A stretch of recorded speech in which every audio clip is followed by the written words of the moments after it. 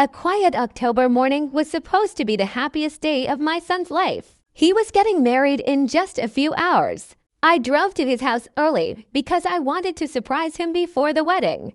I brought a small gift and a flower for his suit. As I walked toward the front door, my son's best friend suddenly grabbed my arm. "Come with me," he whispered. He quickly pulled me behind a tall hedge beside the house. I had never seen him look so scared. "What is happening?" I asked. Instead of answering, he showed me a document on his phone. It was a marriage certificate. The bride-to-be had married another man 4 years earlier, and there was no record of a divorce. "She's still legally married," he said quietly. I could hardly believe it.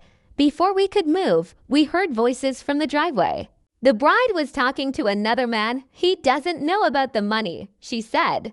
"Will he find out?"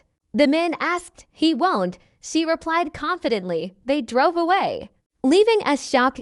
My son's friend told me he had tried calling my son all night, but his phone had been turned off. I took the documents and drove straight to the church. The guests were arriving, smiling and taking photos. Everything looked perfect from the outside. I found my son in a small room getting ready. He smiled when he saw me, but his smile disappeared when he noticed my serious face. "Mom, what's wrong?"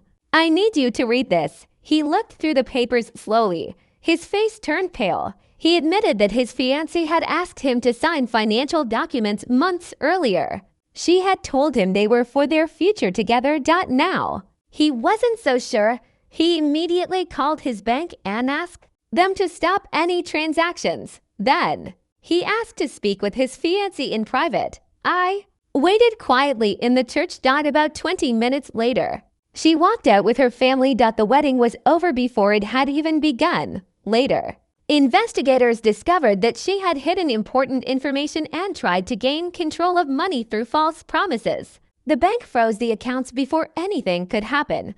Although my son was safe financially, his heart was broken. He blamed himself for trusting the wrong person. That evening, we went back to my house. I made him a warm bowl of chicken soup, and we sat together in silence. Finally, he asked, "Why didn't you just call me when you found out?" I smiled subtly. "Because I wanted to tell you face to face. I wanted you to see the truth for yourself." He nodded. "I'm glad you came." A few days later, his best friend visited. My son thanked him for protecting him and saving him from making the biggest mistake of his life. Looking back, I learned an important lesson. Sometimes the people who love us notice danger before we do. When that happens, we shouldn't stay silent because we're afraid of causing trouble.